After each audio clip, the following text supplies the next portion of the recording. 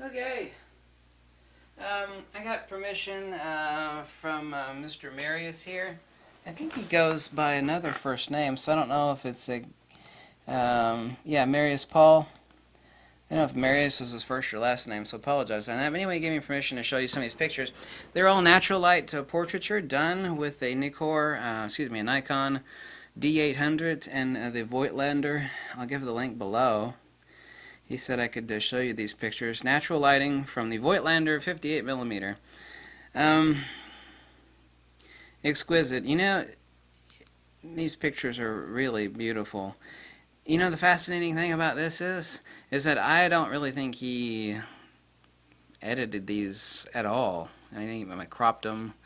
You see, the interesting thing is that this lens naturally drops this sort of portraiture, whereas people are spending over $2,000 for some lenses from Nikon that they recently came out with that you have to really jack with a lot on your computer. And these are the micro contrast, the beauty, the depth, the skin tones. Oh my god, everybody that bought this lens off my recommendation, they're coming out with it again. It's just got a redesign. Why they redesigned it, I have no idea. It's the same lens, except it's got a different skin on it, basically. And they raised it another $100. It's still right now hovering around $500 used on eBay, the Voigtlander 58mm. It is absolute silk sex and sugar. It's pure perfection, all metal, made in Japan. It is the toughest, best lens for the money that you get. It is a manual focus lens, but it is CPU'd contact, which means you could use it on a D3000 or D5000 series camera.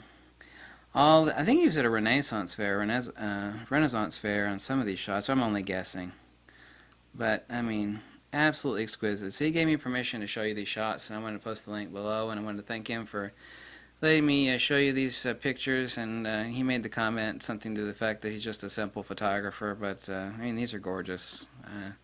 I'll have to disagree with the guy that took these pictures and say they're really very beautiful. Exquisite. Exquisite. See, if you were to render these into black and white, they would pop. That is what micro contrast is. I'm trying to think of like a really easy analogy. I've shown you the micro contrast test. Someone asked, like, what is micro contrast really? And kind of the easiest way, you ever seen like pebbles out in someone's yard? Like round pebbles?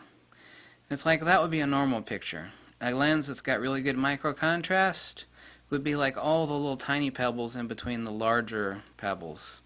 In other words, you'd see all these round pebbles, but there'd be like jagged gravel in between, little tiny pieces in between the larger rounded stones. Have you seen that?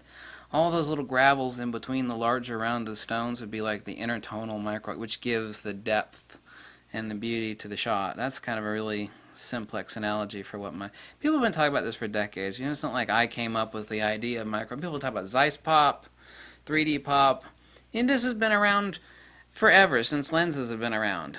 They've called it all sorts of different stuff, so it's not like something that I pulled out of the air for. I mean, some people are like, oh, what are you getting this micro con? It's like, are you kidding me? It's nothing of my creation, for God's sakes. Anybody that actually has a good eye and has tested a lot of lenses, that they do is kind of like they become like one of those la-di-das that sip wines, and it's like, yes, this was from the year 1972. It was a fine wine from the Napa Valley, the Upper.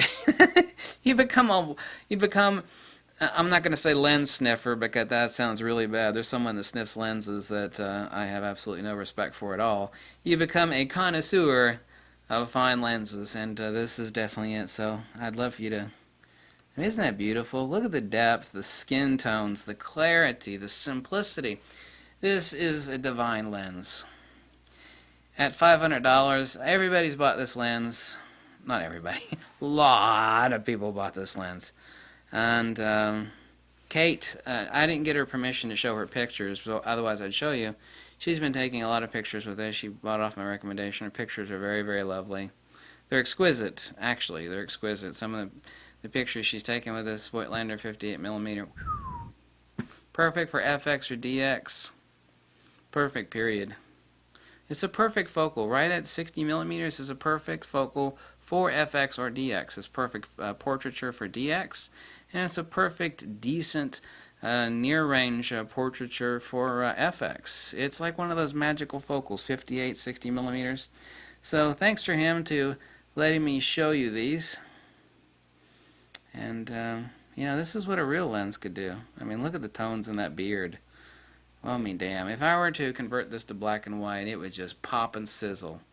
I mean, it would. It would have, like, all these intermediate tones. It would just be beautiful. Some people have a 10 eye. They really can't see that. They're like, it doesn't look any different than my 2000 element new Nikkor with the AFS ED CY BC VD EX CR lens that I just spent. It's like, yeah, no, no.